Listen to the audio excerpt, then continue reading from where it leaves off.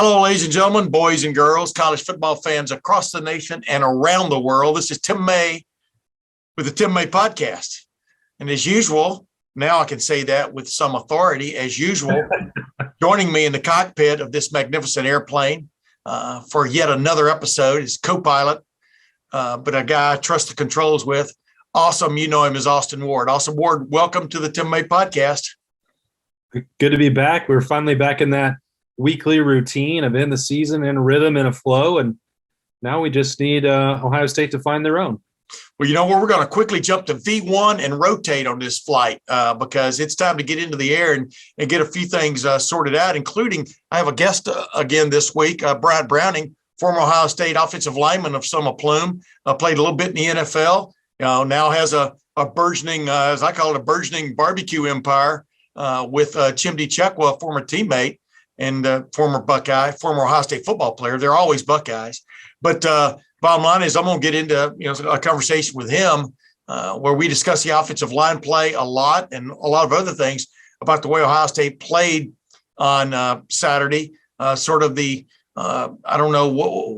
thoughts he has going forward for this football team, et cetera. But before we get to that, I just want to get your general opinion right now.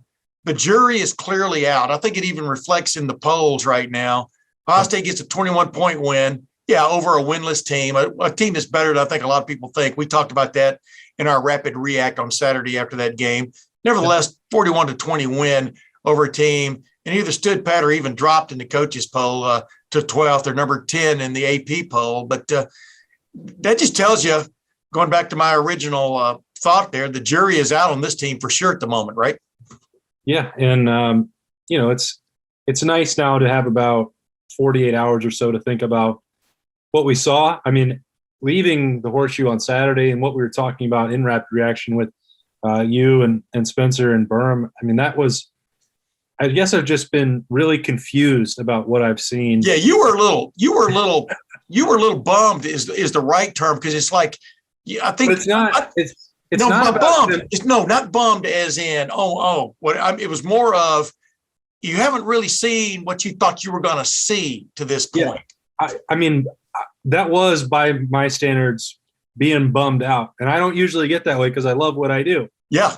But the reason that it fits is because I generally feel like and have felt like for the last 10 years that even when Ohio State loses, I understand why. I understand what I'm seeing. I have a good feel for the decisions that are made. Yeah. And right now with this team, in terms of coaching decisions, personnel, energy, effort, the things that they're doing, they don't match what I expect to see or what I've been told or heard or any of that stuff. And I know that, I take a lot of pride, as you do, have for a very long time, in being, an expert, quote unquote, about what's happening and being able to describe it and keep people informed about the Buckeyes. And I don't know that I'm doing a good job of that because I'm so confused about what I'm seeing. And that part frustrates me because I'd like to be able to, at least if things go wrong for Ohio State, explain why. And right now, I don't feel like I have a good grasp on why that is. I think Craig Krenzel is looking, always on the lookout for somebody who wants to sell insurance for his insurance company. So you could jump into that fray. And I'll get it back. Don't worry about that. Dude, though, I mean, you look around the country right now, it's even with Alabama. Alabama ekes out a 2-point victory at Florida. Yeah, Florida, one of the teams you expect a challenge for that Big Ten East what was that, a faux pas? SEC East championship, and Alabama goes in there and in the second half struggled in that game, after getting a pretty decent lead. You look at Minnesota clobbering, in my opinion, Colorado, a team that took Texas A&M to the wire a week before or 2 weeks before. There are all kinds of confusing smoke signals out there about this. I think the main thing that stood out to me about Ohio State, and we'll get in more detail after my interview with Bryant Browning, but one of the things that stood out to me, though, about Ohio State is we talked about this in that rapid reaction, why I stood on this platform. Ryan Day was bound and determined they were going to run the ball better. What happens? TreVeyon Henderson sets the school single game record rushing 277 yards for a freshman, beats two-time Heisman Trophy winner Archie Griffin's former record of 239. They rushed for over 300 yards, check mark. And he vowed they would be better against the run because what was glaring was how poor they were against the run the first 2 weeks, and one of which cost them dearly against Oregon. Check mark. I thought they were better against the run. Were they playing, a great team? No. Were they playing a credible team? I truly believe that. We'll stand by that based on the way Oklahoma State, Tulsa played Oklahoma State at Oklahoma State. Yes, but not a great team. But they definitely got some check marks done. We're going to come back and talk about where the other check marks need to come, and a couple of plays that really made that game more of a game than maybe it needed to be, one way or the other, if you follow my drift on that one. But you know what? Do you want to say anything yet before I get into my Bryant Browning interview? Get into it. Let me. Yeah. I was going to say, because if we get our Model T started, man, with that crank, we're going to keep going. Hey, let's first have my little interview here with Bryant Browning. I mean, really, we really went in depth. It lasted a little while. So buckle your seatbelts, ladies and gentlemen. Enjoy your meals, both in coach and first class. We try to be good across the board. But here's my talk with Bryant Browning, former Ohio State offensive lineman, former NFL lineman, and now running his own barbecue business in Columbus, 3 locations. And as promised, ladies and gentlemen, I love these blasts from the past. He's not really a blast from the past. He's hanging out all current. But Bryant Browning, welcome to the Tim May Podcast. Hey, thanks for having me, Tim. Glad to be here. Heck yeah, man. It's always good to hook up, man. And especially a guy who's paying attention. I like to say, you got a little bit of I think media career kind of growing right now. You're on a Spectrum show, I think, after the Ohio State game versus who do they play? Versus Tulsa on Saturday. You got to kind of analyze it a little bit. And I wanted to, obviously I was lining you up to analyze it for me. And then of course you and Chimdy Check will have that little entrepreneurial thing going with the Pit BBQ grill. And it's the Pit BBQ grill, right? That's right. But got 3 locations now on Parsons Avenue in Clinton, and also in Clintonville and up in Bridge Park, that burgeoning Bridge Park area. Burgeoning's one of my favorite words. I don't know if you noticed that or not yet. It's a good word. Word. Hey man, I've always liked your first name, Bryant, because I grew up being an Alabama fan way back in the early '60s, and they had a coach there named Bear Bryant. You ever hear of him? Bryant. Yeah, heard of him. I think he was pretty good. I think. Yeah, he was pretty good. Just past people down in Alabama now, they only remember 2 coaches: Bear Bryant and Nick Saban. They forget about all these other guys. Gene Stallings, but that's another story. Hey, I want to jump right into it, man. This is a team, an Ohio State team. By now, everybody's already sort of digested the game versus Tulsa. They've indigested the game versus Oregon.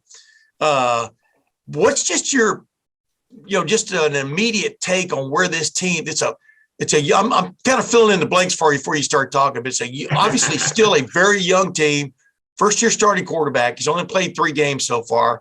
If you watched on Saturday, as you did, not just young, really young faces on the defensive side now who appear to be more and more perhaps the guys they're going to go with as this goes on. But how would you summarize this to people on where this team is at the moment in its evolution? Yeah, I would like to say, Tim, I mean, like you say, Coach Day said after the game, I think we all know it. It's a very young team, but I feel like the talent is there. At Ohio State, every year the expectations is high, right? So every year we're looking at, hey, we want to be in that playoff conversation. We want to win a national championship because we all know that the talent is there. So when I watch those guys on the field, I believe it. I agree. The talent is there. It's just now it's just about the team just kind of gelling together, figuring out things, and then, being able to make those plays when they come out on Saturday. I feel like overall, when I watch our defense, I would like to see them just be more aggressive. I feel like a lot of times they're playing real tentative. We're playing either a soft zone, or if we're playing some type of man, we have our guys, really backed off the line. And you're seeing on 3rd down that guys are in the first half against Tulsa, and especially Oregon, the whole game, guys are getting first downs and there's no one around. Like this is like it's almost like pitch and catch, and then we come up and make a tackle. But it's like we'd love to get off the field right here, but it looks like consistently over and over, there's just a lot of space around these receivers. But then also against Oregon, essentially I don't very little blitzing, very little anything very creative. It was just our front four versus their guys. Yeah. And obviously our front four didn't really create too much pressure. So this week did some changing up. We start bringing some pressure and things of that nature. But now it looks like the defense got to get more comfortable with it. Yeah. I watched Penn State play Auburn last night. I don't know if you caught that game or not, Yes. but Penn State defense, like you could tell that they're accustomed to flying. Like when it's time for a blitz package, those guys are just running in there, just looking to disrupt. I mean, just head on fire. They're going. And right now, you don't really see that from Ohio State when you look at their defense. But I think it will come. It's still early in the season. I think, we had some injuries. We got guys probably playing a little bit more than they thought they was going to play coming into the season. So they're young, and I think they'll get it. They're going to get it together, and we're going to have a good season. Yeah. I mean, anybody can see the talent, like you just said. I mean, and like you said, guys playing together and sometimes not together, for the first time and stuff. And I thought yesterday, as we record this, I thought against Tulsa, like you said, there was more aggression there. It was almost against Oregon. They got more conservative, more. I'm not going to say scared is not the right term, but I'm talking about from a defensive call standpoint and everything else. It was literally, just try to hang on, you know what I mean? As opposed to, I thought they took the fight to Tulsa to a certain extent and paid for it a few times. And they still had some mix-ups in the secondary, a couple that cost them a couple of touchdowns. But, anybody watching that Thursday night game in the NFL, you see guys suddenly running wide open. It happens at every level.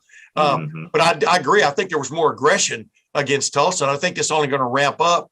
Obviously they got Akron this week. They're going to be a prohibitive favorite against those guys. I want to get with you on this though. Could you watch that game against Tulsa and not notice DeJuan Jones, number 79? He folded over. I mean, I really like the way Tulsa plays defense. I'm talking about they just came after you. They're in that 3-3-5. They're shooting at you from all kinds of different angles. Three guys up front, and then all of a sudden there's five guys in your face kind of deal. CJ Stroud had to deal with that and stuff. But I thought a guy who really stood out and helped TreVeyon Henderson break Archie Griffin's 49-year record for single game rushing by a freshman running back at Ohio State. What a performance that was. But I thought DeJuan Jones, oh my goodness, he was collapsing. What was it like to watch an offensive lineman sort of in his element? I think pretty much all season, I feel like the offensive line has been playing really well. Obviously Mumford went down early yesterday, and I was like, okay, let's see what this is going to look like. But the backup stepped right in and really didn't miss a beat. Matt Jones. We had a couple of things kind of going on, but overall, really strong performance. And like you say, Jones, dominating performance. I recall one play, I think it was third quarter, we was driving. CJ hit a rollout pass, and we had a couple of passes down the goal line. And then we ran a play on the goal line, and Jones just completely flattened his guy. I mean, it's like it's kind of like a down block type of angle he's going, and he just straight buries this guy, touchdown right off his butt, right into the end zone. And overall, I think he's playing really well. Obviously, as an offensive lineman, sometimes you miss, right? Sometimes you just want to, miss your guy, and maybe your guy make a play here or there. But, over consistently, you just want to see these guys get on the people and dominate. And I feel like that's what we're seeing. Jones is really locking down guys. I believe they said it in the fall camp, but no one is running around him. No one definitely is running through him. And that's what you see. Like, he's protecting that edge when it comes to the passing downs, when it comes to the run. He's locking onto guys. He's finishing blocks, and it's just really exciting to see. I mean, he's on this path to being just like a household name, like some of the other offensive linemen, greats from Ohio State, because, he's really performing, and I believe that he would just keep going on this trajectory. I mean, from what I understand, his work habit has changed completely. The way he's doing things is just changed completely, and it's showing. It's really showing for a big man like that to be on and focused and locked on. Just excited to see, and it's really excited just to see his career and how it's going to just keep going on and projecting up from there. Yeah, it's kind of amazing. I mean, you still are. You were a big man, when you play on the offensive line at Ohio State. But to see a guy who's 4 or 5 inches taller than you And what was your best weight when you were at Ohio State, for example? If playing well, so I had some days I was bigger, but I was younger and had let's call it baby fat more. Yeah. But when I was actually playing, like a good playing weight for myself, was probably around the 320 range or so, 315, 320 range.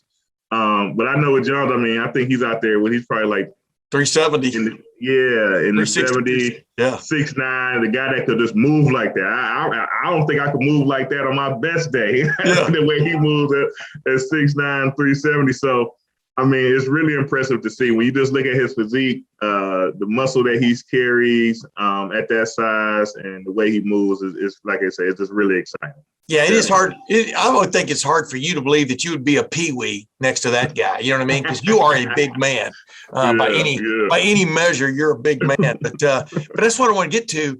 You know, Brian. You know, one of the things that Coach Day emphasized the week before was obviously they didn't run the ball like they wanted to against Oregon. They got away from it after that big run kind of flipped the script to start the second half. They're 2 touchdowns down. Right. You don't come out and just try to flatten them because you got to make up points. And then so his emphasis was they want to run the ball better, and they definitely wanted to stop the run, which Oregon had great success on. And it's funny, if you look at the stats and just the way that game went on Saturday against Tulsa, they got both of those done in a big way. Mm-hmm. But so you kind of are what you emphasize, right? Sometimes from one week to the next. And the passing game left a little to be desired against Tulsa. As you well know, Chris Olave didn't have a catch in that game, which was interesting. They did get some big passes when they needed it. But when Ryan Day and his coaching staff kind of like emphasized certain things, a young team sort of responded to that, right? I mean, it's kind of like telling your kid to clean his room, right? Right, exactly. Yeah, I mean, and that's what you want to see out of a young team, right? You want to see that they're taking on coaching. If there's a point of emphasis to do something better, you do it. So that's always important to see. When you look at C.J. Stroud right now, like I said, you've seen a lot of football. You've been in the NFL. You saw quarterbacks in the NFL and obviously quarterbacks at Ohio State. I think you played with a guy named Terrell Pryor. Do I remember that name correctly? Yep. I'm messing with you. You're from the home of a Heisman Trophy winner named Troy Smith, Cleveland Glenville. When you watch C.J. on Saturday against Tulsa, what stood out good about him?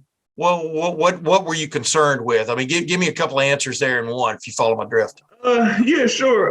What I really like to see out of CJ, and I feel like he does a great job, is that he stay composed, right? I mean, even, if something's not going his way, that obviously Saturday, his completions wasn't like they were the first 2 weeks, right? He wasn't hitting on some of those big throws. You never see him just kind of go into a tank or start to panic. A lot of times I feel like with young quarterbacks, they kind of start pressing. The ball start to hold the ball too long, trying to make the perfect throw, and trying to, just basically just do too much. And then that kind of really affects things when it comes to protections, and if the protections collapses, and now it's chance for turnovers, fumbles, and things like that in the pocket. So what I like to seeing out of CJ, I mean, it's like he was missing, but he kept getting the ball to the right direction, right? So the ball was supposed to go to his man on the out route. He got the ball on the out route. Maybe he missed, maybe not. The ball was going to a deep over route. He got the ball out on time. Maybe he missed, but the ball was going in the right direction. So I think that was what you like to see. I think after the game, they kind of went over how that defense, they kind of set a lot of guys back. So it's just, it's tighter windows to make passes. Yeah. He did have the one interception early, in the first half, and those happen. So no big deal there.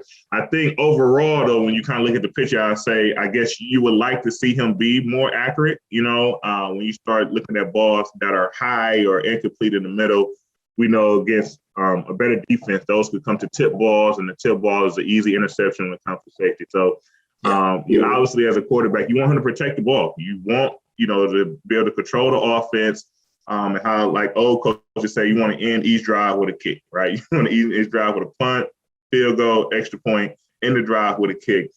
So that's, I guess, one turnover is not the end of the world, but I guess, projecting in the future, some of those missed throws, high throws, and things of that nature can lead to tip balls, which can lead to more turnovers. But I love his composure. I think after the game, I feel like, his post game, he's kind of, I'm not going to call it getting drilled or anything of that nature, but, they kind of had this is the first game that your stats really wasn't that great. How do you feel about that? And I think he took on those questions with confidence. Definitely kept his head up. He spoke to himself that, I am in a little bit of pain, but that doesn't matter. No excuses. I feel like I am a good player. I'm a great player, and I'm going to continue to work and grow. And I feel like he just, approached that with really strong confidence, that you need to see out your quarterback. We won the game, so I'm not going to come up here with my head down. We won the game, and, let's press on, let's press forward and continue to grow and continue to work so we can have a good season. Yeah, I think people forget this was just his third start ever in college football. And then one interception he threw, he just locked on to Jeremy Rucker coming off the line. I call that an arrow route where you kind of run like a little angle.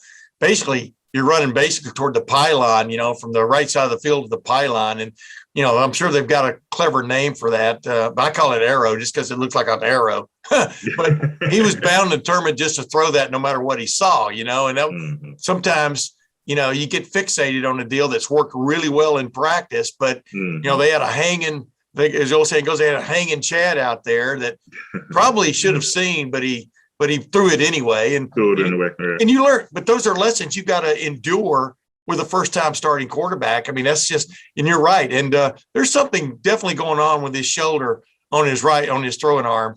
Well, is the shoulder on your arm or is the shoulder on the shoulder? But you know what I'm talking about.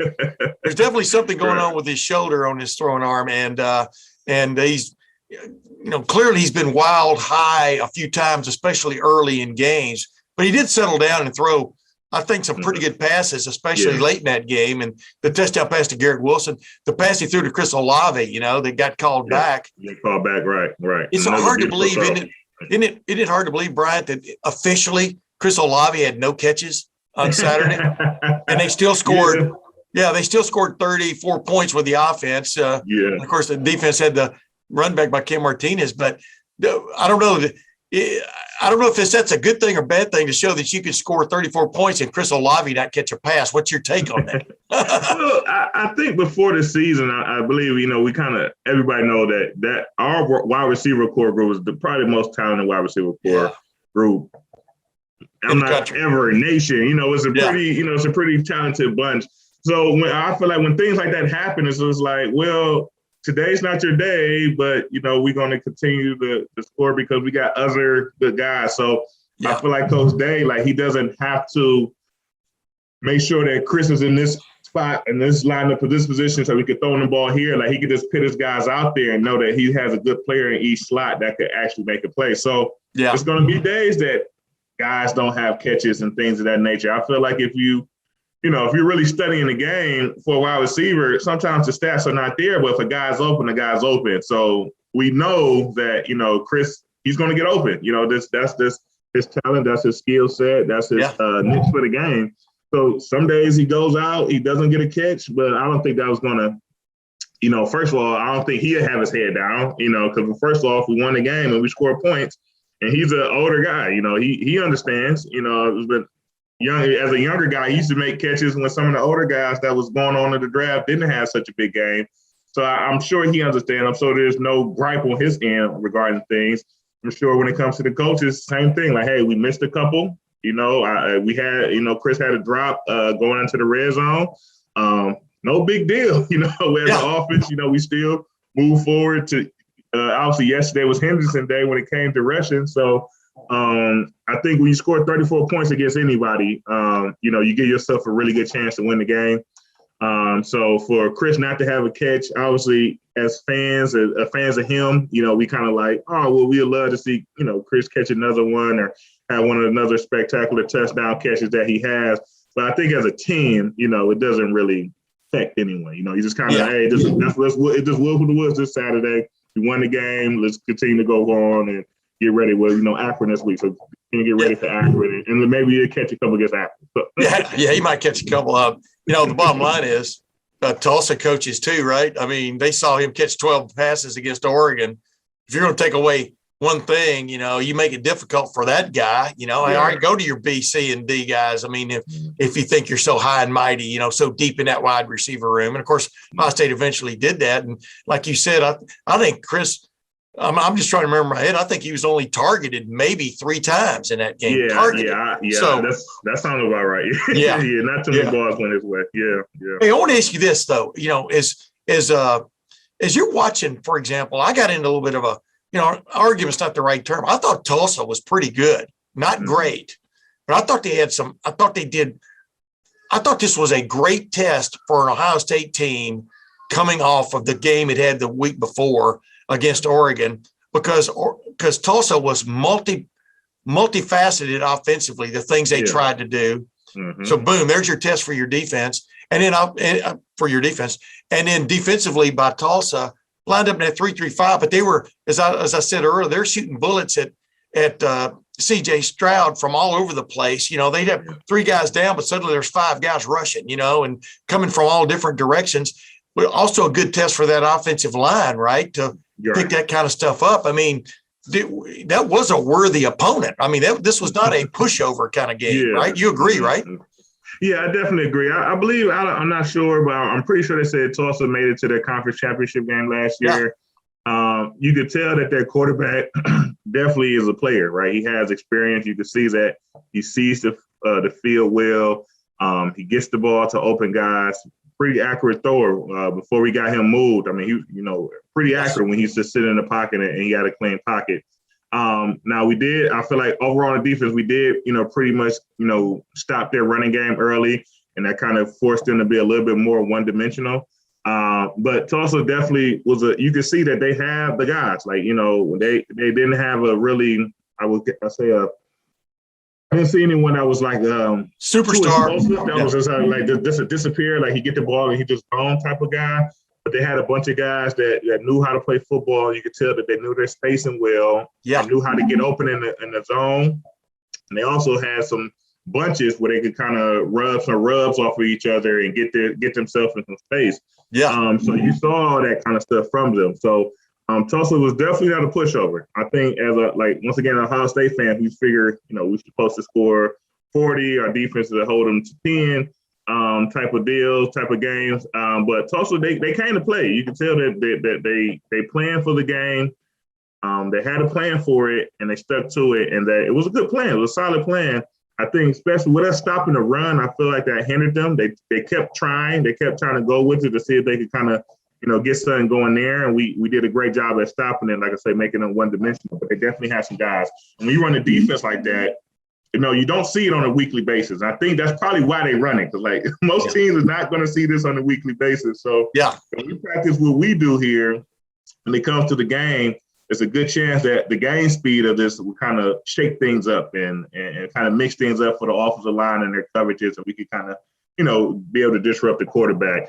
And a couple of times they got home, right? You send a bunch of blitzes. Eventually, sometimes, an assignment gets missed, or you just overload one side and we just don't have enough people and it gets through. But I think overall, we as an offense, I feel like, more times than not, we was able to get to the right people, get people going in the right direction and kind of get a hat on them. There's unfortunately the game, completion percentage wise wasn't the best there, but I feel like we did a great job. And that's the one I brought up Penn State earlier, because we know when we play Penn State, that's their bread and butter. They just like to mix things up as a defense, send different type of pressures. They're sending safeties from 10 yards at the snap, and they got crossing blitzes and things of that nature. And it kind of forces you to be sound. Like, hey, if you got the Mike linebacker in this protection, you got to track him and block the Mike linebacker, because he might line up here, but he might come from off the edge. So you got to track him.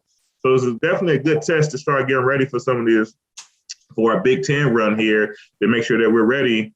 And that when, we see these blitzes coming from from even better guys, that you're still sound. You're tracking your guys, you're tracking your man, this the Mikes, and this is the strong linebacker, this is the wheel, and everybody know what guys are at. And you're blocking those gaps and kind of giving yourself a chance. Yeah, I was gonna say, boy, it's not a simple game for a man to play, and it's not a game for a squeamish man to play, a reluctant man to play.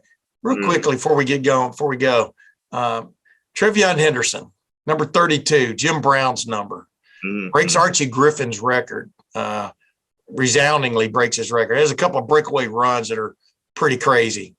You as a former football player, you're a former now, right? And you're not still trying to play Pee-wee football or something like that, right? No, I want no problems. What's it like to watch a guy explode onto the scene? I've been telling everybody all along, this guy's got that wiggle to him, man, that sets the great ones apart. You could see it yesterday. Just one little move here and it's boom. For a former player to watch a guy like that, just what's your take on him? I mean, I texted Archie after the game or after he broke Archie's record. And, Archie Griffin being Archie said, he said this guy's going to be spectacular, and kind of already is. But what is it like to see a guy like that come along that's a little bit special, a little bit different? What I mean? As a former player, you even see it, right? Right. Yeah. I think before camp, everybody kind of talked about Henderson and he's a really good guy. He's going to be a big play guy for Ohio State. So, easy to say in practice, there's the coaches and players are there and they respect that. So, when Saturday comes, he get a chance, right? Due to practice, he actually gets a chance to play on Saturdays.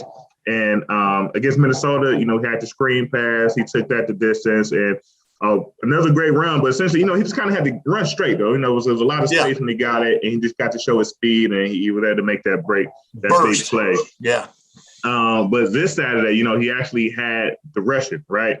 So I believe his first big one, like you say, he ran to the right side. The Jones, it was open as to see. You see Garrett Wilson he gets in there. He gets a block on the strong side linebacker that kind of helps springs him, and he goes from there. But when he gets to the open field, that's when things get really special, right? That's when you start seeing the hitches and things of that nature, and then the strength to hold these guys off. Because that was a strong run. I mean, a smaller guy would have most likely got ushered out of bounds around the 10 or 5 yard line, but he was able to hold off the defenders and then get into the end zone. And then some of those other runs, when you start thinking about later on in the third quarter, some of the time, he was getting to the second level clean, but there was also clean guys there from Tulsa. But he gave them a move, and then he was able to go. Yeah. And crazy. It was very special to see. I believe when I was watching the broadcast with Fox, and they had he had 190 yards, with the freshman record is 230 held by Archie Griffin. And then the very next play, he breaks for 50 yards. And scores a touchdown. And so then he breaks the record. He has it at that point in time. It's just this guy is definitely special. He's definitely going to be a household name. And it was great. I believe we can kind of definitely mark this as being his breakout game when it comes to him rushing and making just huge plays for the offense and being that explosive back that that we was hearing about. Now we really getting to see it now on Saturdays, and it's going to be fun. I made this comment last week that what you'd like as a coach, what you like as a coach is for everybody to see, to see it for themselves, not necessarily ordain this guy is your number one running back, live with it. It's more of, this guy's the number one running back. Did you see what he just did? You know what I mean? Right. Type. Yeah. Mm-hmm. That does kind of clear the air for everybody, doesn't it? A game like that by him. You played the game. I don't know if you were ever told to go sit down. Probably never were. But it does clear the air, doesn't it, on a team? Yeah, I would say so. A dominant performance like that definitely, sets him. I'm not gonna say above guys, but like you say, you could see what type of ability this guy has and what he could do with a leg, more like to get him a leg. We get we keep his feet clean. We get him going north and south. He definitely has the ability to go the whole way. Don't want to take anything from Teague, Williams. Obviously, those guys are great backs as well. I think Teague kind of got the rushing game going, right? The second quarter, he's the one that kind of started, I would say more or less building some confidence for Coach Day to keep calling these run plays, because he was, doing things. He was getting yards. He was catching out the backfield. Hey, let's get the running backs going. And then Henderson gets it, and he's just, at this time, I would say the more explosive athlete. So he's taking those same lanes, and then he's taking those the distance. So When it comes to running back, especially, I guess when you start looking at the professional level now, it usually takes a couple guys. Usually it's not a one-man show. But what I would like to see out of Ohio State is let's get someone going first. If it's Henderson, definitely let it be Henderson, get him going. And then that'll just make things easier, right? That's going to make it easier for C.J. Stroud to hit those big passes. If you got safeties creeping down to stop the run, more space on the back end to hit those big passes to Wilson and Chris. So definitely excited for the offense. I think we're going to tune up some things. Hopefully we have a good performance against Akron. We tune up some things, and then we just take that into the Big Ten, and then continue to run things from there. Is that the grandson? Yeah, that's my grandson. He's wandering around back here. He's like he's looking at the shrine I have made for him right behind me. I was grandpa of the year last year. I don't know if you say that back there, but no, you're exactly right, Bryant. I mean, hey, let me ask one last thing. It has nothing to do with that. Master Teague, would you say he was the tenderizer for the brisket? I mean, no, I'm just messing with you. Hey, where I think that's a good mix between, I call it the fatigue package when he goes in there because he kind of beats on people. You know what I mean? Yeah. You get the TreVeyon in there. It's pretty cool. Yeah. Hey, real quick before you go, I wanted to give you another plug here. Why did you guys get into the barbecue business? Was it always in your blood growing up? I know they're east of Cleveland and stuff. There's some pretty good joints because I've eaten at them before. Chimney's from the South or, Florida. Yeah. I'm not sure Florida's the South. It's like this other thing. But why did you and Chimney just kind of get into this business? You got a couple other friends there, DeAndre Martin and Mike Johnson, y'all went into business with. But who's got the meat thumb, for want of another term, that found this intriguing? So definitely our story as the Pit BBQ Grill. So me and, like you say, my other partners, Mike Johnson. Now, me and Mike Johnson been knowing each other. We was in the 6th grade together. So we went through 6th, 7th, 8th together, 9th through 12th together at Glenville High School. So I've been knowing him a long time now, right? That's I came in, I don't know, over 20 years now, right? We've been knowing Mike. So me and him, very good friends. He actually went to school at Franklin, so he came down to Columbus, even at the college. So me and him teams to be close. We met DeAndre while I was in college, so we've been knowing him for over 10 plus years now. And obviously me and Chimney, we was roommates in college. So me and him always was really good friends. And so once we was playing football, me and Chimney was fortunate enough to go to the next level. Chim had a much better career in the field than I did. I was kind of just bouncing around. But when we was kind of coming towards the end, we all figured we was coming back to Columbus, and we wanted to just do something as a partnership. We wanted to do something as a business, and we felt that was kind of needed in the Columbus market and kind of grow off of that. And we all fell onto the Taste of Barbecue. Like you said, on the east side of Cleveland, we have those kind of mom and pop joints that we are very accustomed to, and Chim obviously he grew up in New Orleans, being from Florida, he understood what barbecue was. But before we opened up a restaurant, we took him to Cleveland. Like, hey, look, this is the kind of barbecue we want to bring to the Columbus market. And we went to some of the spots that we grew up eating. And so then from there, it was like, okay, well, how are we going to make this work? So we got with our parents, grandparents, aunties, and we kind of came up with who has the best recipe for macaroni and cheese, who has the best recipe for candy yams, for baked beans, and who has the great breakdown for rub for barbecue and things of that nature. And we gained a lot of weight during that time. We was eating a lot. It was like, okay, this is good. Can we make it, on a daily basis? And that's kind of how we kind of started the niche and built up our menu from there. Everything we make in our restaurant from scratch, we make our barbecue sauce from scratch, all our sides are made from scratch. When our mac and cheese, we actually have people, our employees that had to shred cheese to kind of get some of the cheeses ready for our mac and cheese. So we take a lot of pride into our food. We wanted everything to be good. We wanted everything to be quality.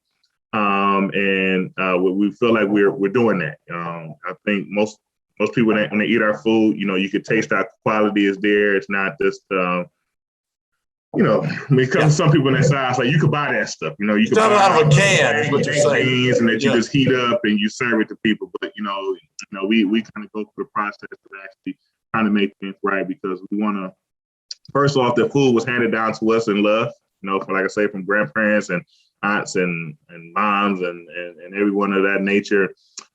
So that's how we want our customers to feel, that they taste our quality, they taste that there was someone actually went through the process of making this right and presenting it to them so they can enjoy our food. So it's been going well, a lot of great support here in the Columbus market. And, we're very grateful.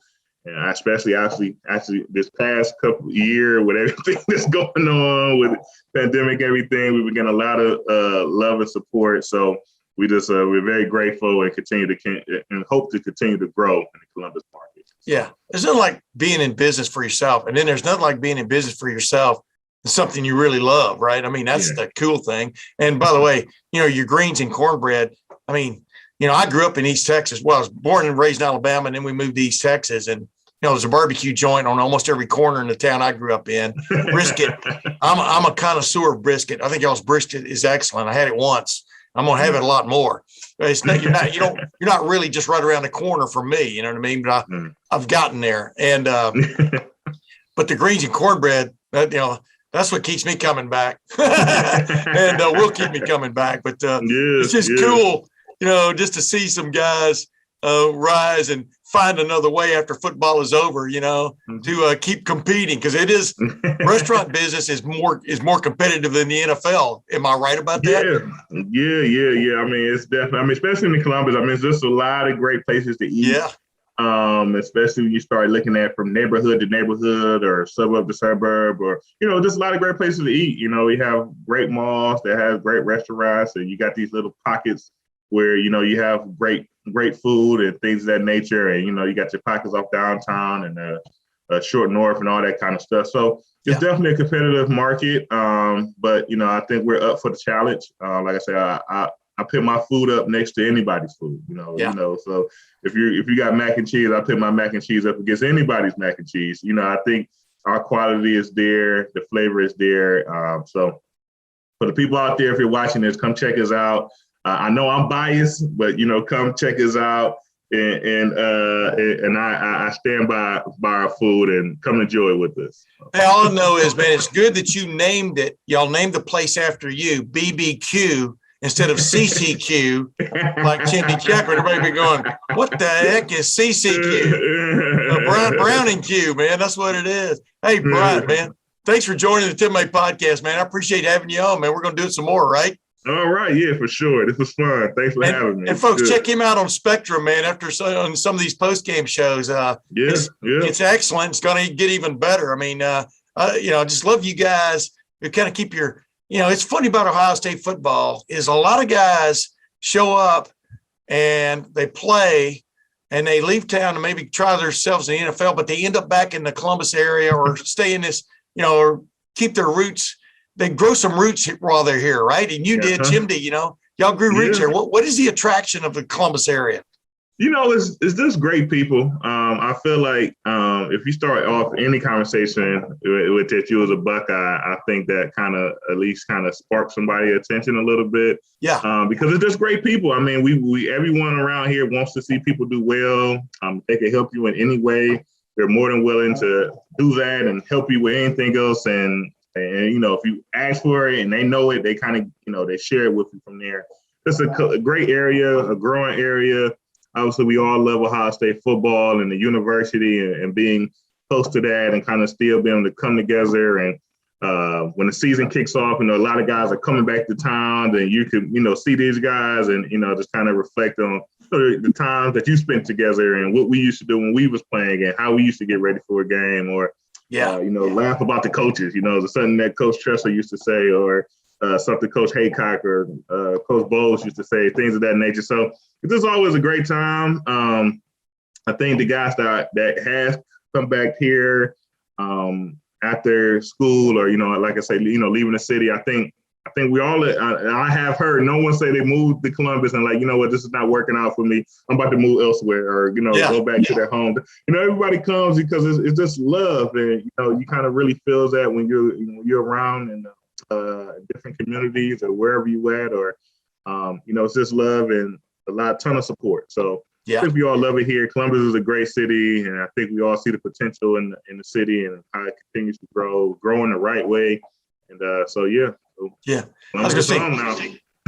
2 million population metro area, you ought to be able to get some kind of business going, with that many people around to sell something too. But hey, Bryant Browning, man, once again, thanks for joining the Tim May podcast, man. I really appreciate it. Oh yeah, no problem. Thanks, Tim. Thanks. Hey, awesome. It's great to have these former Buckeyes, man, to draw on and for want of another term, draw some wisdom from, when you're sitting out there and you're watching a game, and like you and I are, we're always watching with a critical eye, I think a very objective eye on what we're seeing, what we're not seeing, et cetera. And, but these guys, like Bryant Browning, they've been through this before, they understand you don't just snap your fingers and you've got a team from a chemistry standpoint or anything else. And it's pretty obvious to everybody, as we talked about in our rapid reaction after the game the other night, this is a young team that in some ways might be getting even younger. I'm talking about on guys they may be playing headed forward in the lineups, especially on defense. And I think that kind of jumps out at you more than anything else, doesn't it, coming out of that game against Tulsa? Yeah, that and wondering why we're not just doing this show at Pit BBQ Grill, but got to work on that one. Yeah, we'll get there. Yeah, I mean, look, I wrote it, I said it the other night, like the fact that they've played all these people and yet Cam Martinez in the first two games wasn't somebody that they tried, and then he instantly goes out there and makes an impact, gets his hand on the football a couple times. Once he keeps and takes it back to the house, another deflects for Ronnie Hickman to get an interception. Yeah. I mean, the guy, like, I understand the way that coaching works. And 90% of the time when we have these situations, you go through it and you say, well, the veterans know the scheme, they know the expectation, the coaching staff understands what they're going to get out of the people. That's why they play the veteran people. Also, the veteran people are 4 and 5 stars themselves, and that makes sense. But for whatever reason, this team has not played with the kind of energy with some of the veterans that you expect. Looking at, Zach Harrison was hurt. He wasn't out there. That's not one. Taraja Mitchell was hurt. Maybe he's been banged up for the first couple of weeks. Yeah. Cam Brown didn't play in the opener. All those things are more injury related than production concerns. But when you get to this point and you're trying to find solutions, well, Cam Martinez presented one. They had no choice. Denzel Burke is clearly a top cornerback on this team. JT Tuimoloau and Jack Sawyer. Jack Sawyer's not playing quite as much as JTT, but I turned to you a couple times in the press box on Saturdays. Like, I think that's Jack Sawyer again. Like, drew, I think, 2 holding penalties, or maybe could have drawn 2 and could have got more. I don't know. Yeah. But those 2 guys, sometimes that's we wear out that old, John Cooper expression. But this is a situation for Ohio State where they know what the issues are, and sometimes the only way you can fix it is to just let those young guys play with the energy and the excitement and the passion, and then accept some of the growing pains. And you don't know how long they're going to last, but you have no choice unless you let them do it. Yeah, that bromide by John Cooper is, if a dog's going to bite you, he's going to bite you as a pup. And you and I we've talked about this many times. I don't mean to keep reminding people that we've talked about it before, like we're geniuses, but I think maybe you are. But the bottom line is, it's best, like with TreVeyon Henderson, for example, let the whole world see, let there be no doubt who is, who wants to be, and who isn't, Right. And that way no one can be sitting around in a locker room or in a pub. You could still call them pubs, in a grill with an E. No one can be sitting around going, oh, you know what, I think the other guy's better. Well, now the whole world has seen Denzel Burke is for real. Cam Martinez was going in there on basically nickel, for want of another term, nickel coverage, but he's really in there when they were putting trips to one side or the other, and then some other surefire passing downs with a man-to-man bent. He was covering people man-to-man. We saw it bite them on that flipped bunch formation, which they were able to hit for a touchdown when he got caught up in the wash, where they should have switched off, he and the other defender. That'll be ironed out this week. But there's no doubt the effort that was there from Cam Martinez, and I think everybody else is on the field. Bryson Shaw looks like a different player when he's in a 2-deep safety situation. I mean, he was hitting people, not chasing them. He was hitting people. they've hit on, pardon the pun, they've hit on something with this two deep safety, like you and I were talking about this time a week ago. Ronnie Hickman putting him back there in the backside a lot of times in that two deep safety. That seemed obvious to me and you. Now it's happened. I think they're sticking with it. And you're right. And then on the up front, no doubt about it, JT Tuimoloau has a high rev motor. Not that he's making these huge plays yet, but he's getting his hands on the ball. He's getting pressure. Jack Sawyer, the grin he just has on his face every day he's leaving the practice field when we get to see them, it's obvious he's champing at the bit, ready to go. And sometimes, like I said, you go with your veterans to begin with because they kind of deserve it. And number two, you want the whole world to see, including them, who is and who isn't ready to play. And that's where I think this team, that's the juncture this team is faced now. And now it can, pardon the pun again, cut the dogs loose against Akron. Ohio State's a 50-point favorite in this game. Probably should be bigger, except people are still scratching their head about that Tulsa game. How can you be bigger than a 50-point favorite? Who's even going to bet that? But I think you agree, right? I think they've come to that crossroads. They've already taken the road they're going to take. And now it's about getting I'll just stick with the analogy, getting the car up to speed. Yeah. And I think that. No, wait, we're talking about the defense right now. And of course, TreVeyon Henderson. Go ahead. All right. Yeah. I hadn't peeked at the script because where I was going to go with this. And, no, I want you to go there. I'm just letting people know that up to this point, that's what I was referring to. Now go ahead.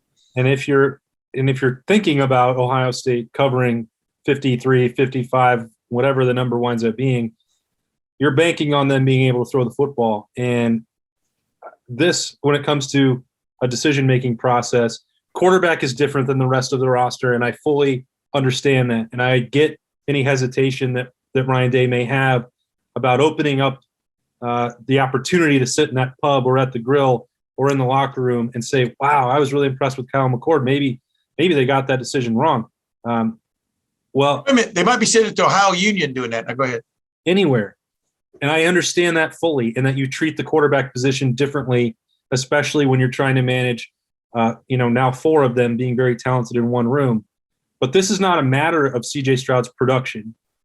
We know that he was chosen for a reason, was the leader throughout, has verified his toughness, no question, with what he's dealing with in his shoulder and his willingness to go play in these games and defend his spot and battle with his teammates. But if you're not fully healthy, and they keep saying C.J. Stroud, Ryan Day, others, and I've had plenty of conversations about this to understand what is being dealt with. Healthy enough to play in a game and healthy enough to play your best are not the same. And if the race was as close as we were led to believe, which there was never any doubt that Stroud was going to be the guy, but not in your mind, that's for sure. And you convinced me, but go ahead now. Yeah, but let's just say that it was tighter, which, they wanted to keep the competition going and bring along these other guys. I don't think that the margin was ever so dramatic that you couldn't, and I said this as well, even when I said C.J. Stroud was going to win the job, that Jack Miller or Kyle McCord both had the ability to lead this team to a Big Ten championship. I have not changed my mind about that. I thought C.J. Stroud had the highest ceiling for this team right now, but that is a healthy C.J. Stroud, and he is not. He's not healthy, and that's affecting Ohio State's entire offense. It's the most important player on the field. So I know that he's also a first-time starter and that he's only played 3 games, and so Ryan Day wants him to get a bunch of reps. He doesn't want to have a conversation about, well, who should you really start against Rutgers? Again, this is a matter of health. And if C.J. Stroud is going to be dealing with this for any time period, maybe, I don't know. I'm not a doctor. I don't know if a week of rest fixes it. I don't know if it requires surgery. That's something that I do not know.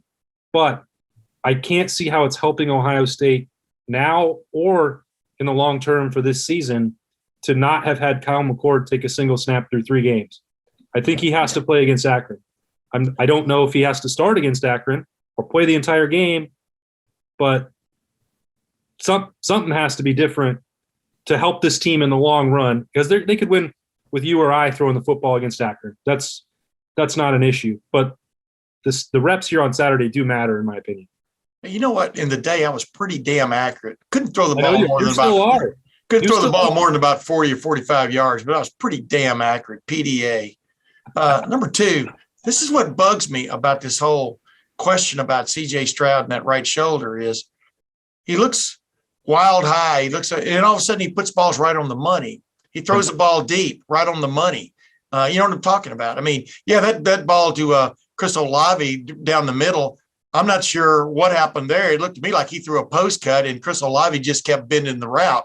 You know, there are all kinds of things that conspire to make you look funny on one particular play. And then that throw, his touchdown pass to Garrett Wilson, right corner of the end zone, that ball was right on the money, nice zip, et cetera. Yes. So I'm perplexed by what is going on there. You know, we all know he took a trip to the tent at one point in the game, came back out. But what goes on in the tent stays in the tent, I guess. But you know, moving forward, yeah, that's a good question because I'm telling you, you know, once again, they showed the depth of the offensive line. Thayer Munford, you know, goes out of that game. It's interesting. He was back on the sidelines late in the game, you know, but obviously not in pads and stuff because I saw him on the video replay. But the bottom line is Matt Jones, who you and I both noticed that one day in practice when he seemed forlorn that maybe the blocking hills had been established and he wasn't one of them. I thought he went in and blocked like a blocking hill. You know, thought he was number 55, looked really good in a lot of respects. DeJuan Jones, he had a few interesting plays against that weird defense that Tulsa was throwing at them, some indecisiveness. Say that 3 times. But I thought for the most part, he mashed people. I mean, I thought the offensive line played up to snuff. And of course, we all know who the number 1 running back is now. All of America knows that. And we know who the top receivers are, even though Chris Olave, for the first time, I think, as a Buckeye, at least in games he's played, he didn't get a catch, right? I mean, since that Michigan State game, right? In his freshman year when so 30 or 31 straight games he'd had a catch. Came out of nowhere then and never looked back. And but so if you're going to play another quarterback, it's definitely going to be this week, you know, and I know, you know, how Nick Saban looks at that, assuming anything until you get victory is rat poison. Now, I understand his thinking there, but when you're a 50-point favorite, you've got to at least be going in with this contingency plan that your number 2 quarterback, whoever it is, because he's never said who it is going to play some Saturday, if not, maybe not a lot of the way. Agreed? I mean, if there's something wrong there with CJ Stroud, let him rest it. You know, that's the best way to do it. But it's such a peculiar thing because we watched him that one day and they're throwing those deep balls and he's not throwing. It's when the Big Ten Network was in town and he's not throwing. And all of a sudden he jumps in there and throws 2 right down the field, 2 of the prettiest balls you ever saw. So like 60 yards. I don't get it. I think that's the part, Tim, that as I sit here and think about it, that has me thinking about the high throws and the inconsistency is that, look, if you're not at your physical best, you may be able to get close a lot of the time, but not every time. And if that thing just shoots pain through your arm, and you might back off one throw or, you know, the one people asked about, you know, the miss against Oregon, I think that was one with pressure in his face and he was off platform plus, you know, not being at full speed. When people are asking you or I this on Twitter or social media, anywhere, in person or in those pubs, well, if he's not healthy, why not play the other guy? Like, I can't answer that because that's Ryan Day's decision. I know what the thinking is and why they're trending this way. I've seen you and I both been in situations where we've seen coaches say, well, this is we knew going in the 4th series, 2nd quarter, we're going to let that other guy get some reps. Yeah. I think it's, you obviously win the game first. You don't want to have to deal with quarterback controversy questions. You don't want there to be uncertainty about who the leader of your team is and all that. I get.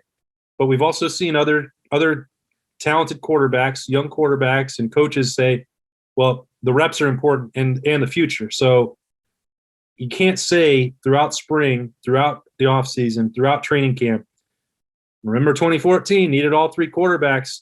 We're going to need them all to get through this season, and then not do anything on Saturdays to make sure that you have some security there. This is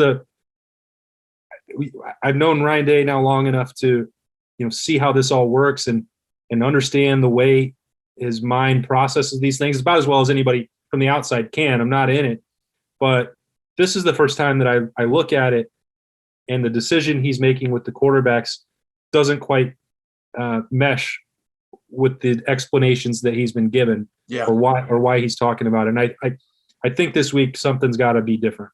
Yeah, I don't think he's putting a guy out there though that he thinks is in jeopardy. I mean, I don't get that. That makes no sense in all kinds of ways you think about it. So I think he's thinking he's been assured that that's not a jeopardy situation, whatever it is. I want to ask you this. Well, when you play football, you're in jeopardy. So that's kind of a stupid point for me to make. Just ask Thayer Munford. Who are you who you expect to see more of? And don't give me the obvious TreVeyon Henderson. And by the way, real quick, and this is just a quick aside, all right? Mayan Williams goes from being your number one back to supposedly having to miss one practice because of some kind of ailment or something to not playing. I don't think he ever played, right? At least as running back on Saturday. I remember one time I looked down, there was a support guy with his arm around him while the offense was huddling to go back on the field, and he was really talking to him, consoling him almost, it looked like, et cetera. That I really didn't get that on Saturday. I didn't understand. Master Teague III was the other back, and I understand that. I mean, short yardage, beat on a team. Master Teague III's my man, But wow, when they make decisions, I guess they make them big time, So we'll see where that one goes. But just give me a quick answer here with a short, by Austin Ward standards explanation. Who is one guy that you expect to see more of based on what you saw the first 3 weeks, but especially this past Saturday? Well, I think it has to be Cameron Martinez, and we touched on him already. I think Cody Simon is getting. I said one guy. Didn't I say one guy? But I'll let you go ahead. Talk about Cody Simon. You still haven't talked about my guy yet. Go ahead. Yeah, I thought Cameron Martinez was too obvious since we already talked about him. Yeah, I see what you did there. Yeah, that's buy myself a little extra time to squeeze in. But Cody Simon, look, he has not played perfectly. He's not made every tackle. He's not had every assignment. That's correct. There are a lot of assignments that are on his plate for the very first time, and when you look at what they have physically and how important it will be moving forward at that second level against both the run and the pass, they need to find some stability at linebacker. And, Taraja Mitchell was not healthy enough to really help them on Saturday. And that's part of the deal. If that helps Cody Simon get more reps and responsibility during this couple-week stretch before going to Rutgers, I think that might wind up being a really positive thing because physically he's the most impressive linebacker they have, alongside Craig Young, who I'm going to throw in another bonus. I just have to. The looks that we saw with Craig Young being either at the line of scrimmage or dropping 40 yards back, that's some of the creativity and versatility that was missing. Yeah. And that's supposed to be what those hybrid defenders can do. So Craig Young, Kayvon Pope, even like those linebackers, that's all where I'm looking right now. Because this is still a game where they're going to, Ohio State should be looking to post a shutout against Akron. And those linebackers will be key part of that. I asked you for one. You ended up giving me 4, maybe even 5. You might have stuck an extra name in there. I'm trying to even remember because he got jumbled. But I appreciate you and your prolificity, if even that's a word. I'll tell you a guy I've got my eye on, and not just because he made one sack, but I went back and watched the video. Tyleik Williams, man. That guy found ways to get in the offensive backfield repeatedly from inside, and there was no mistaking the energy he brought to that front when he was in there. I think we're going to see more of that man. When Coach Larry Johnson gives you a big hug coming off the field, you've done something. Yeah. You have put yourself in his mind, So I think you're going to see more of that young man. I really was impressed by him. And going back to Cody Simon, yeah, they still got some work to do on that blitz package in terms of they blitzed what? How many times did they blitz on Saturday? Maybe 15, maybe 20. Way more than they had been. Yes. Well, yeah, that's about 15 more than they did against Oregon or so. But you see where I'm going with that. But you know, the more times you do something, the better you get at it, the better you get at avoiding that cut block, the bane of any linebacker's existence, why that's still allowed in modern college football when in fact you barely graze a guy's head with your hand and it's a penalty, but you can still cut block a man is crazy to me. I don't understand it. But the better they get, he and even Tommy Eichenberg, I thought played pretty well on Saturday for the most part. But Cody Simon, I agree 100%. There's a guy who keeps showing up in that last frame I keep telling you about. I mean, the effort is there. The more confidence he gets, I think the better he's going to get. And I'll go back to this again. Like you and I quipped on Saturday, TreVeyon Henderson was the freshman of the week in the Big Ten and also the offensive player of the week. Both deserved 3 touchdowns, 277 yards, breaking Archie Griffin's single-game freshman rushing record at Ohio State. But Ohio State has some guys in line. They could have the freshman of the week because they've had it the first 3 weeks. They could have the freshman of the week for the next several weeks in the Big Ten and be a different guy, right? The fact that you get to count redshirt freshmen in that, yeah, I mean, so crazy. Denzel Burke should be winning one at some point. Cameron Martinez can be winning one. JT Tuimoloau. Jack Sawyer, TreVeyon Henderson. At some point, that maybe this week, Marvin Harrison or Emeka Egbuka shake loose. You got options Tyleik Williams that you just brought up. They have options everywhere to win that award for the foreseeable future. And hey, it's a youth movement. They're growing. And this is the part that you and Spencer said on Saturday that I agree with. Thinking about it now, they will take that. They will get one more opportunity this week. It is uncomfortable maybe to be seeing so much youth in key positions for Ohio State, but those are the uncomfortable moments I think Ryan Day probably knew that they were going to have to get through to maybe tap into that potential down the road. And it's never going to look pretty the whole time you're doing that. But that's why I said, man, you almost got to divorce yourself from what you're seeing now to a little bit and think about if they keep playing these guys, what it could look like in November, Yeah, right. Yep. Because these guys are talented. There is no doubt about it. No doubt about it. Hey, awesome. One last thing. Penn State up to what? Up to 6th in one of the polls, up to 8 in the other poll, 6 in the AP poll, 8 in the coaches poll. You got to watch that game just like I did.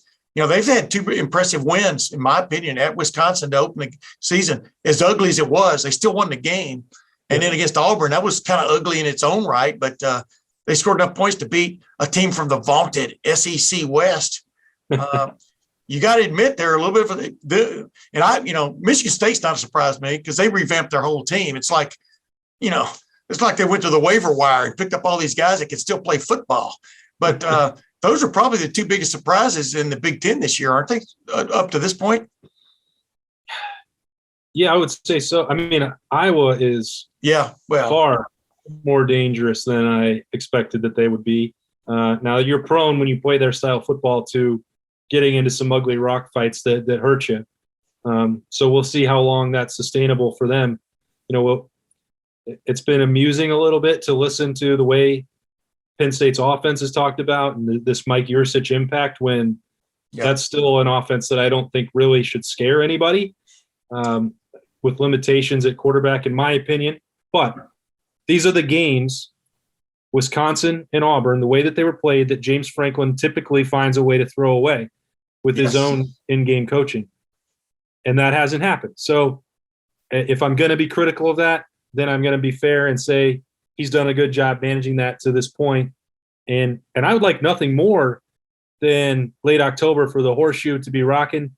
The fans want a non-Akron primetime game. I don't know who's got the first right of refusal on that weekend for kickoffs, but I want to see big games here.